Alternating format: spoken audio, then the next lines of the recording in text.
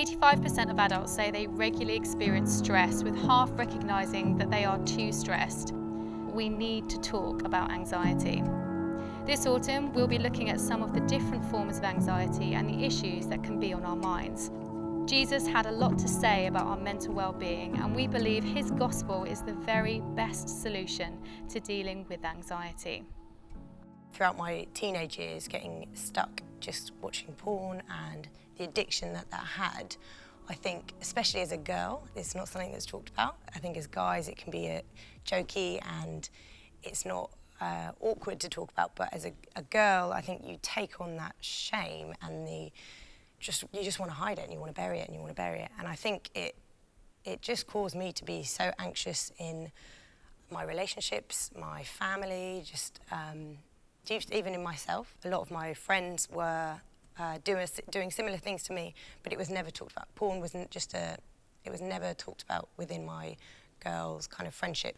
I think even within like Christian circles, even growing up, within the church myself, it was still always talked about as a guy's struggle. Yeah. Like guys who struggle with lust and those kind of things, and girls might struggle with some other stuff. So then if you were are a girl who's struggling with lust and kind of lots of the things that go with that, and feeling tempted in different ways or doing different things, I think there was that added thing, because it was like, but this is a guy's problem, so what's going on with you? Are you like, And I think that was even hard coming back to church and being quite an open book and not feeling like I needed to hide anything anymore, but still feeling like that was something that the guys talked about within church, and that it needs to be something that's addressed and something that's talked about. And the more women speak about it and talk about their struggle, the more others are going to be able to say, hey, do you know what, I really struggle with that.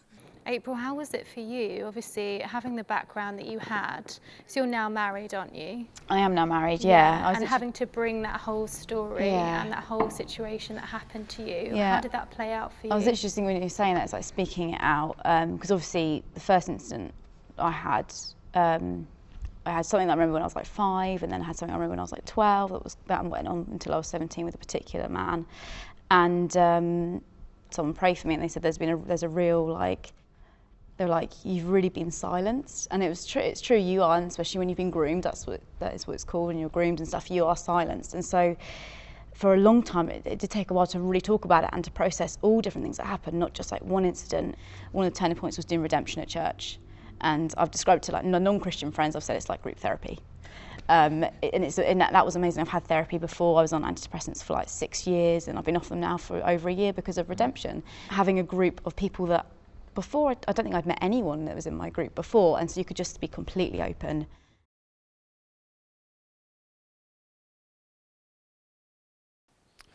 Hello, good to see you. My name is Matt Carvel, one of the elders here at Emmanuel. If you're watching this at the Shoreham Centre or at Oasis or the Villas or the Marina, I hope you've been enjoying this series. The series is called On Your Mind. It's all about anxiety, and this topic that we're looking at today is sex and the anxieties around this topic.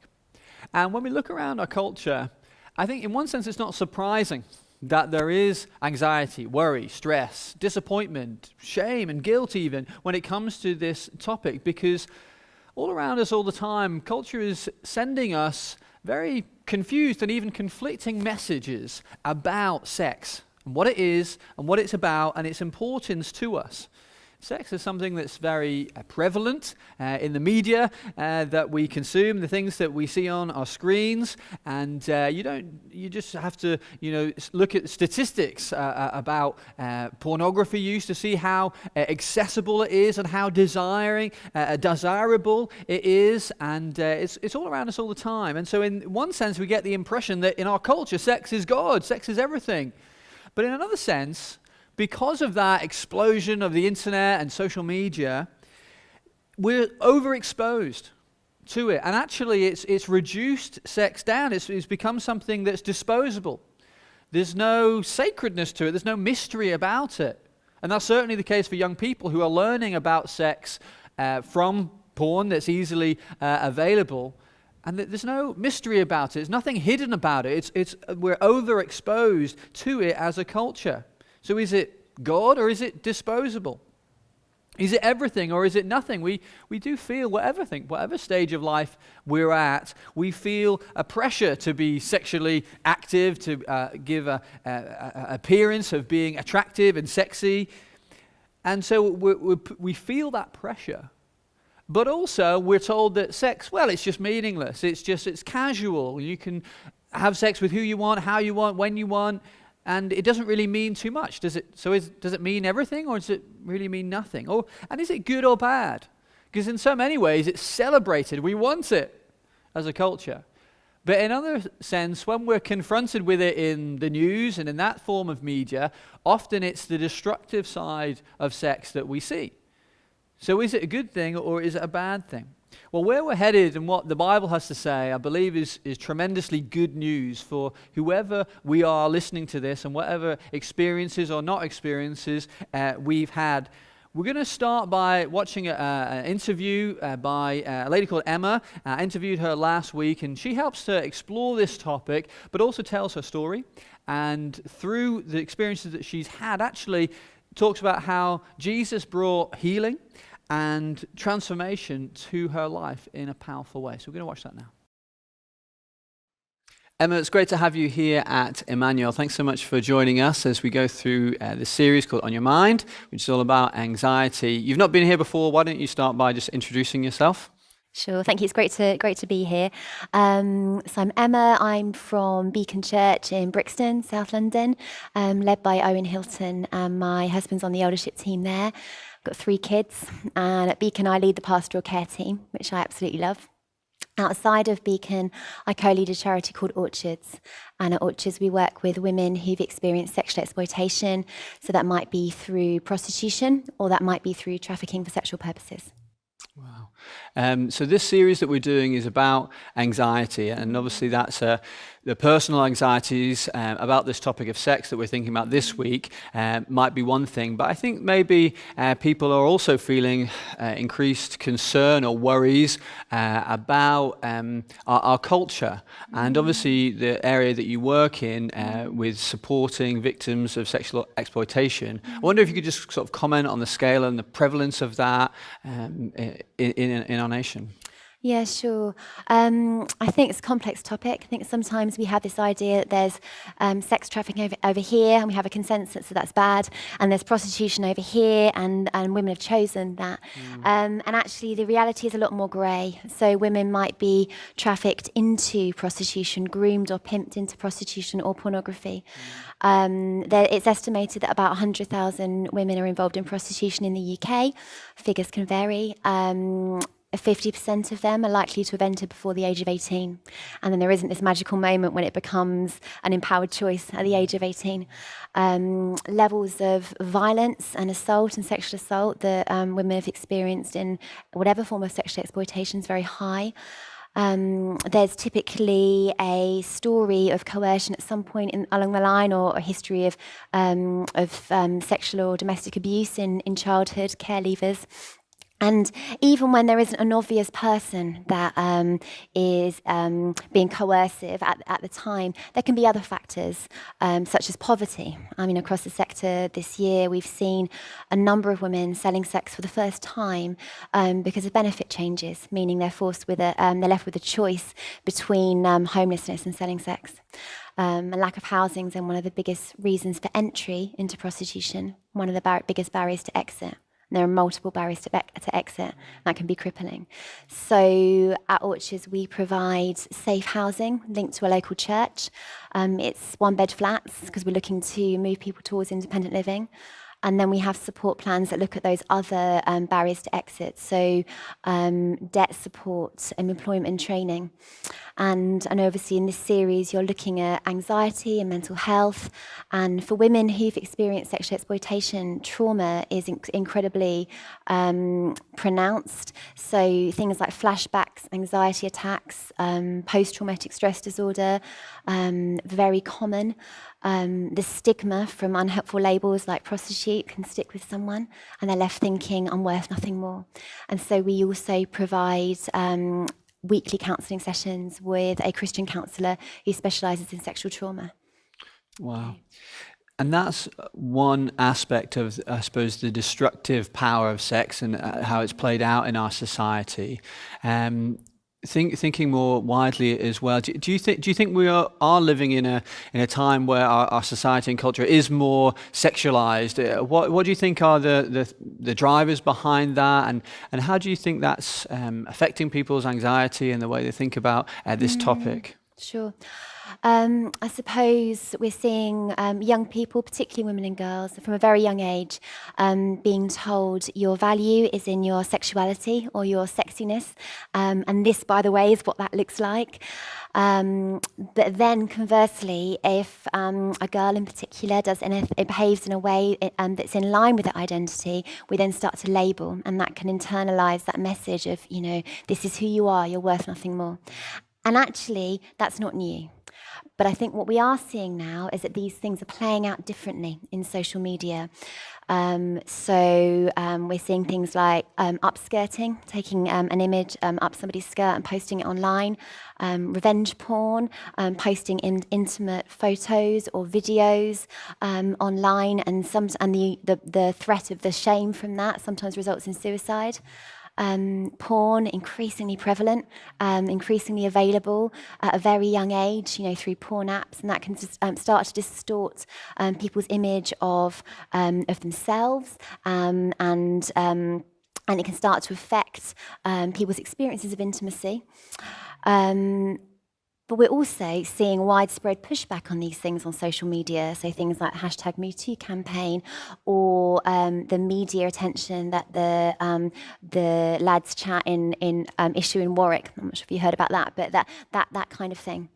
And it is also worth mentioning that although in the main we look at things like Me Too, we are talking about male perpetrators, female victims, the issue is a lot more complex than that, and we know that, don't we? We're seeing increasingly girls struggling with porn. That's not an exclusively male issue. That men might be struggling with body image, or self-harm, or may have experienced sexual abuse, and also sexual abuse can happen in a same-sex context. So it's important to be aware of that it's a lot more nuanced than and it's not as black and white as we sometimes might think. Mm-hmm.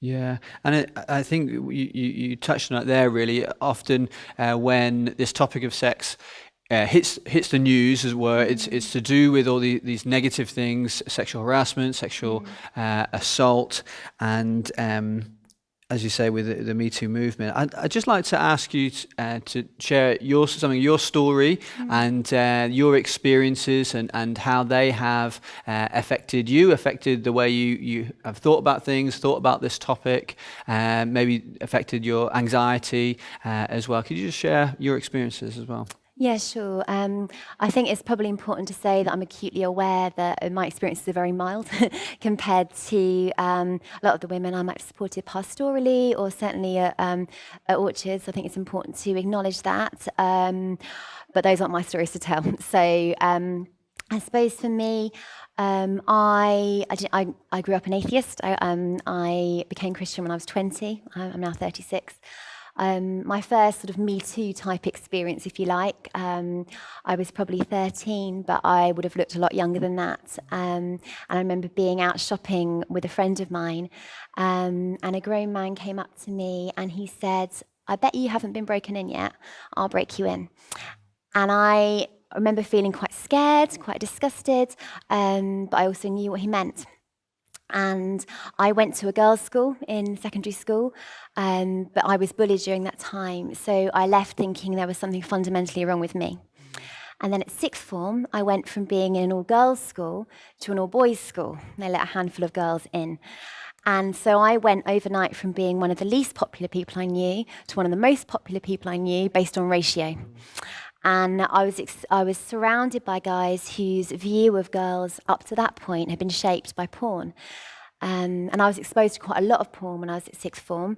I wasn't into it myself, but what it did do was start to shape my view of what it meant to be a woman, and what it meant to be sexy. And I was constantly hearing guys rate girls in terms of their body parts, best this body part, best that body part, and I knew exactly where I was in all of the lists because they told me.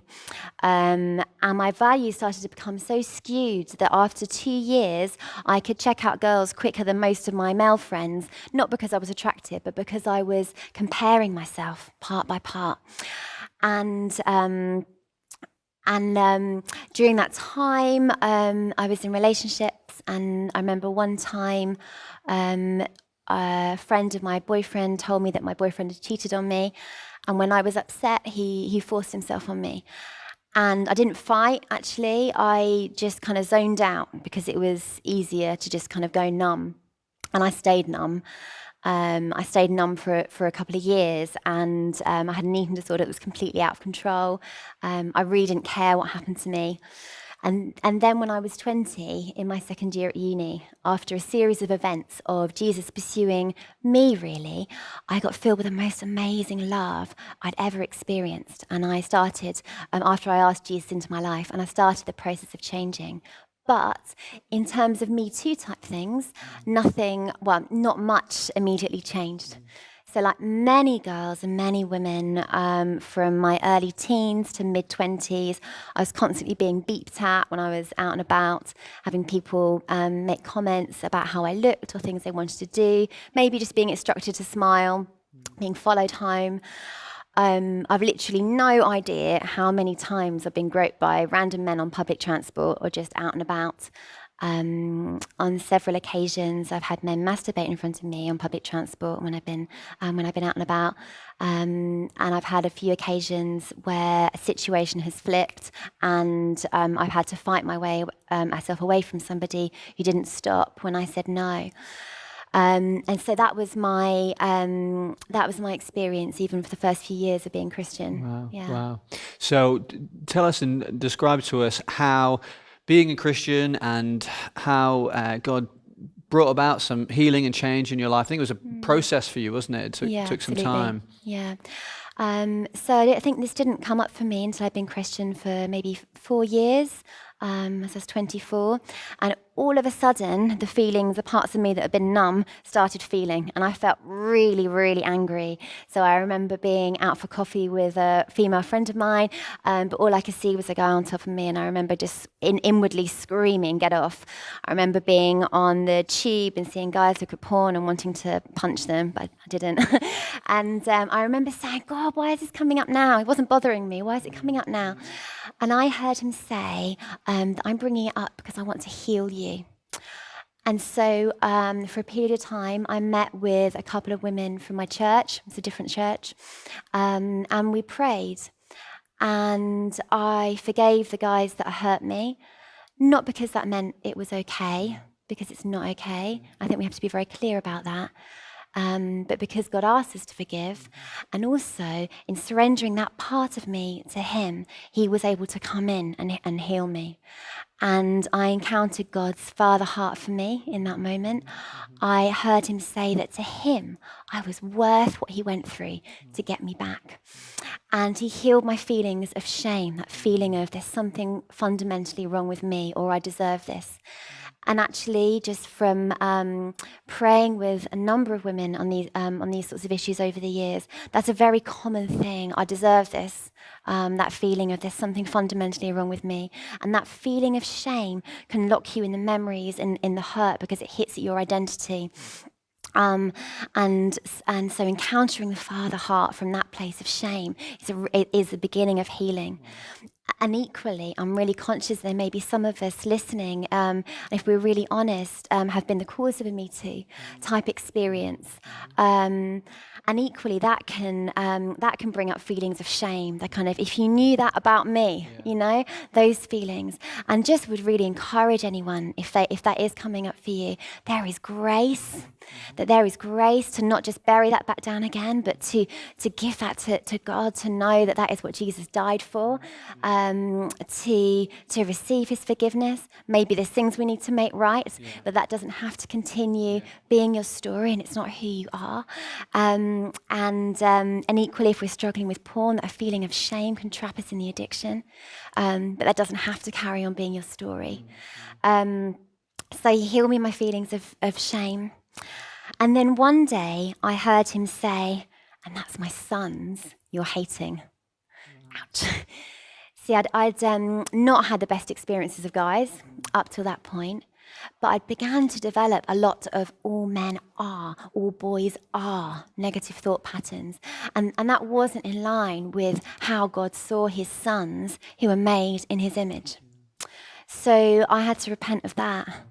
And I started a process of renewing my mind and meditating on the truth that men are God's sons and they're made in his image. And so, God, I choose to trust you to bring men into my life who treat me with dignity and respect.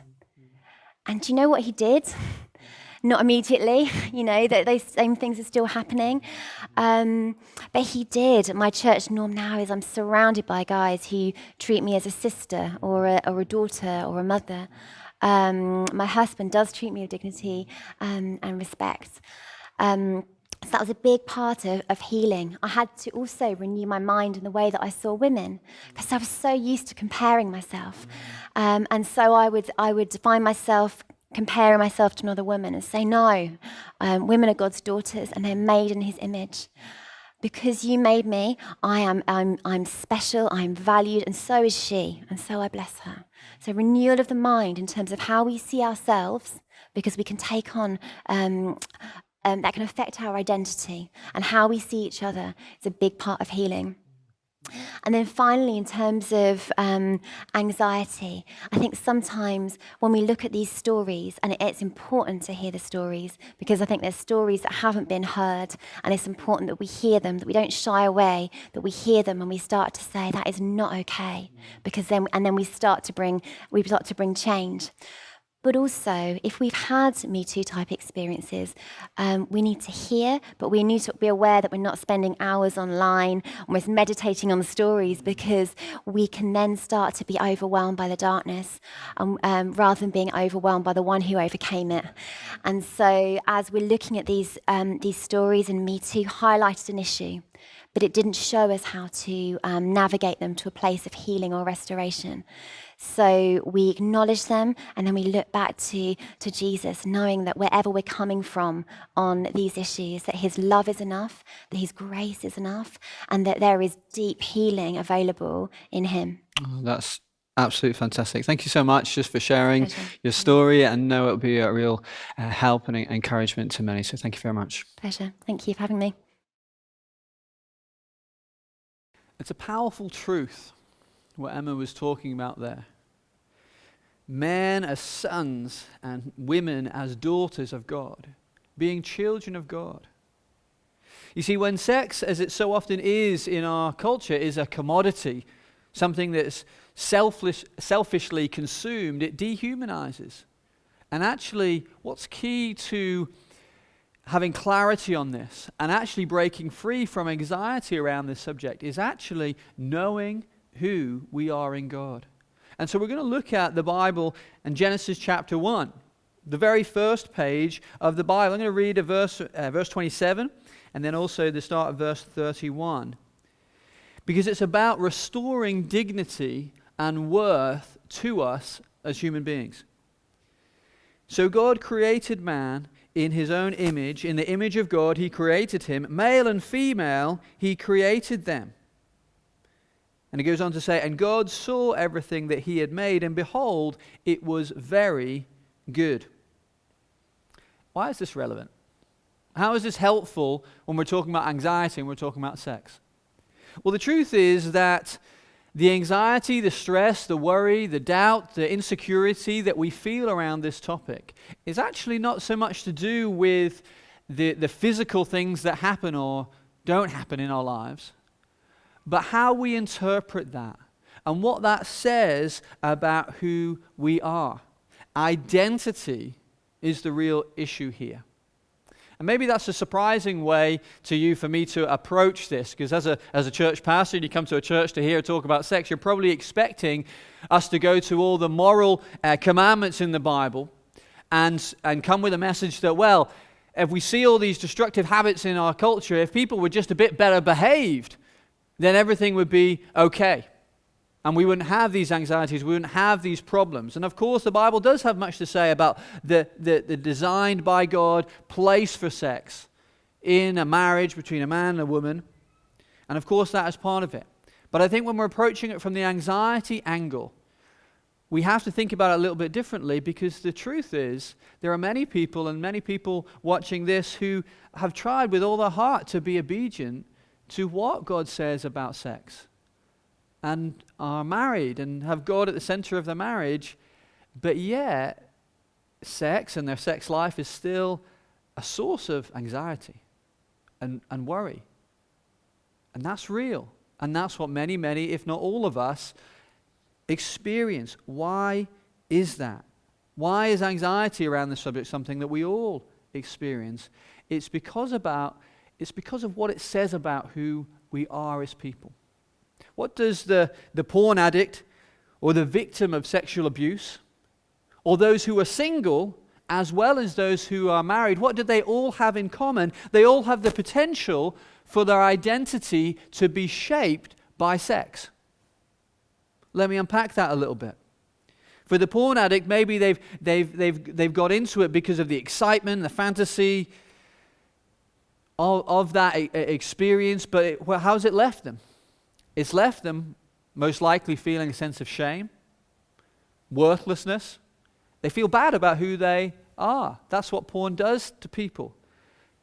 Actually, the statistics will show that porn use begets isolation, and isolation begets porn use. There's a cycle that goes on there, because as well as objectifying other people, it dehumanizes us. We feel worse about who we are as people, and we are less inclined and less even able to have positive, healthy relationships with people in the real world. It affects our identity. As Emma described on the video there, in quite a potent way, when people are victims of sexual abuse, had experiences thrust upon them that through no fault of their own, it's damaging to them. And it's not just about what happened, but it's about the lasting impact is how that makes them feel about themselves. And they can feel worthless, can even feel, as Emma described, that they deserve it. It's about identity as well as what has happened. And for those who are single, or maybe those who are not engaged in a sex life, you might think, well, this topic has nothing to do with me. But when we're in a culture that prizes sex so much and suggests that to be fully human is to be sexually active, of course, when you're not in a relationship, or when sex is not a part of your life, you feel desperately that you're missing out, not just because it's some experience, but because what that says about you. I'm worthless, or I'm not loved by someone else, or I'm rejected even. I'm less of a person. That's how it can leave us, making us feel. And again, for those who are married, and maybe good Christian marriages in this church, but sex life is not perfect because we live in a broken world and we're broken people, and that always inevitably happens. But it's not just about what does or doesn't happen in the bedroom, it's about what's happening in here. And husbands and wives can feel like a failure and feel like this is fundamentally something wrong with me. We interpret it personally on a deep level, because sex is always communicating something to us, and people are meaning makers. We make meaning, we see meaning in everything that happens. We can't help that. And so when it comes to sex, the danger is that these ideas and these thoughts and these things that happen to us and ways we feel about ourselves, they have the power to define us, and we link our sense of self-worth and dignity to those experiences, because we're all hungry for meaning, and what's going on in our hearts is constant questions about our worth and dignity. Am I worthy of love? Am I valuable? Am I desirable? Am I lovable? Am I enough? And we look to something like sex for an affirming experience. And that can lead us to all sorts of crazy things. It can lead someone to abandon their family, happy family, it seems. And we think, why do they do that? It's because those deep questions are so important to us that if we feel starved of affection, if we feel starved of affirmation, we'll look for it whenever and wherever else we can get it. They are deep and powerful questions, and it's the same motivation that causes someone to leave their family, and it causes others to just have their head turned as they walk down the street or flirt with someone at the office. We all fall short in this because we have hearts that long for these questions to be answered, and we look to sex to answer them rather than look to God. And so that's why I've directed us to Genesis chapter 1, to look at this topic of what God says. 3 things: we're made in the image of God, we're created male and female, and thirdly, that God says it's very good. It's an identity that we have to, and we need to, and we must receive from God. Because if we don't receive this from God, we will go out into the world and try and earn our identity that we are valuable. You see, our culture uses sexual experiences as like a barometer of our worth. Where am I there? No. God says you're intrinsically valuable to Him because you are made in His image. You're not an accident. You see, without God, we're just here by chance. We're just an accidental product of the way life is. Where does that leave us? Of course, there's no intrinsic value there, so we have to go out and search for value and search for meaning and search for affirmation. And of course, it leads us to do the things that our culture is doing all around us. But and the Bible says a very different story. No, I have made you, and I've made you in my image. What higher sense of dignity and worth could there possibly be other than the God who made everything? And He said, I've reflected myself in you. You are valuable to God. God has eternal dignity and worth, and He's reflected Himself in you. You have dignity and value and worth, and you're affirmed in who you are just because God has made you. And He has made you to be fruitful. And He's made you for purpose. Not to stumble around through sexual experience to find a meaning and purpose. No, He's given it to you.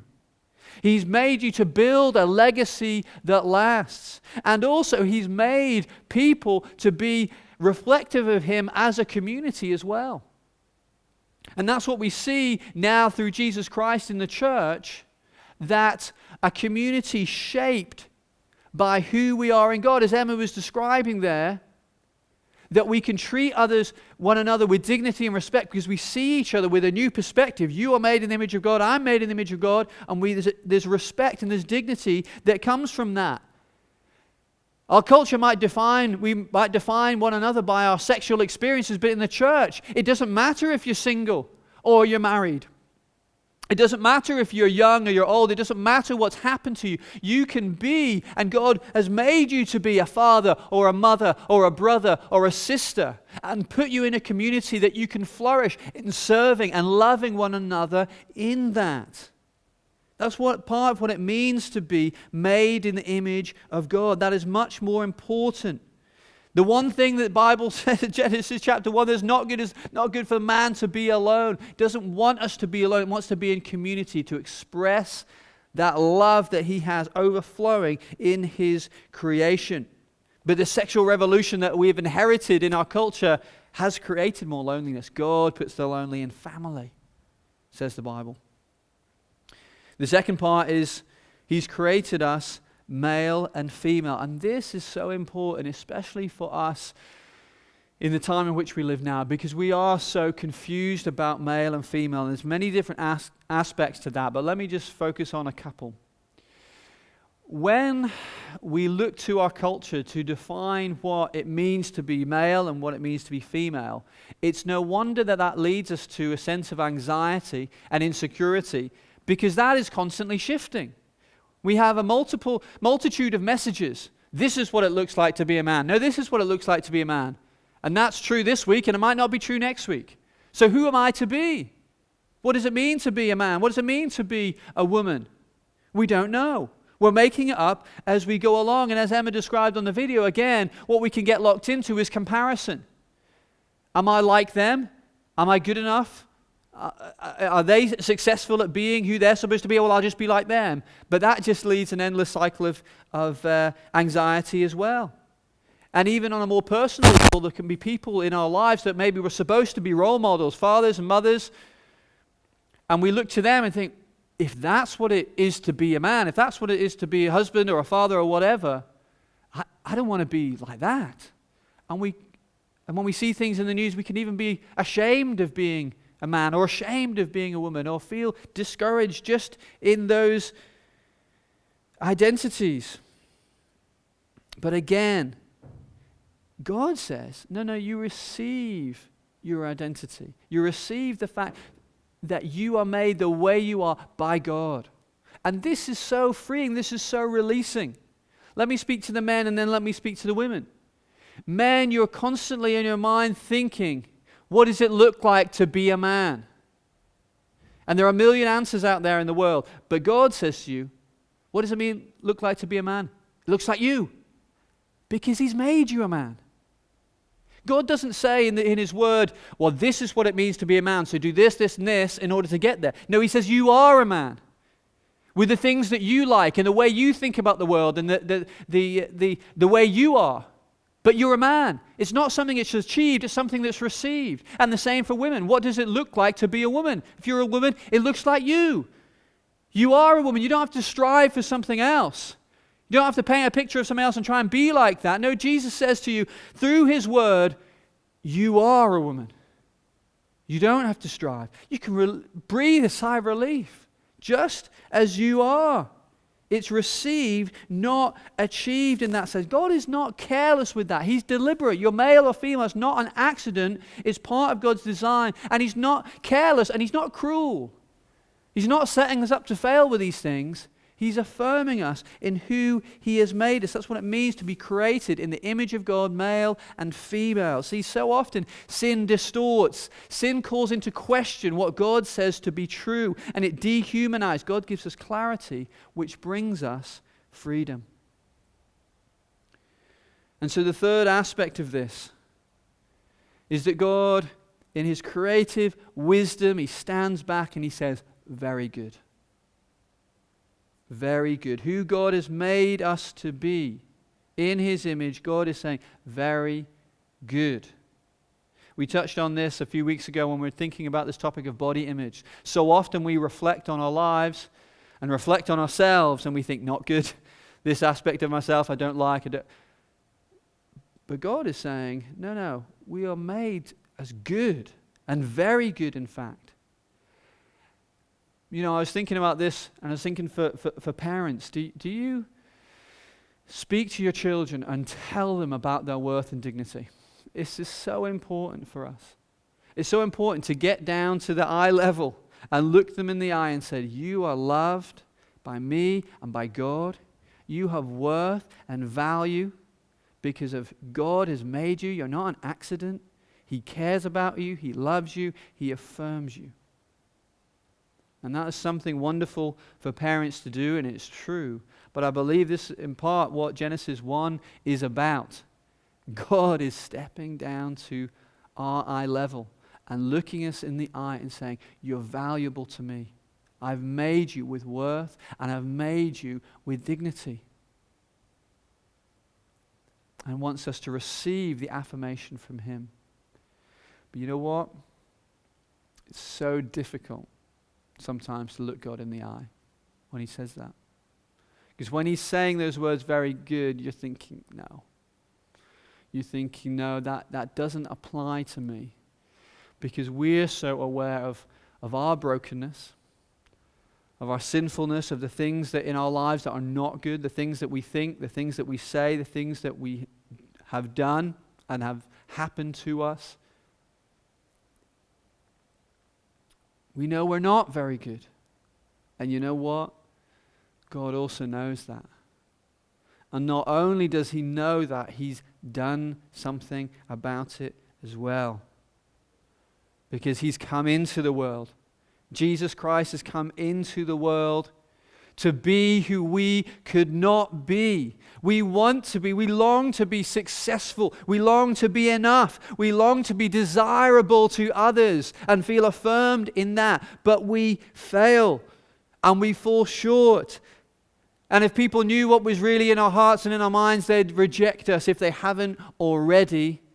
And on the cross, the perfect man, Jesus Christ, takes our sin, takes our shame, takes our failure to the cross and dies for it. He becomes a failure on the cross. He dies a sinner's death. He is the object of shame on the cross. Why did he do it? It's not his own. He had none of his own. He's taken yours. He's taken mine. He's taken ours to the cross because we need it, because he wants to bring us into hearing the voice of the Father that affirms us in who we are in him. The fact that we're children of God. That's what it says. John chapter 1. Through faith in Jesus Christ, those who received him, who believed in his name, he gave the right to become children of God.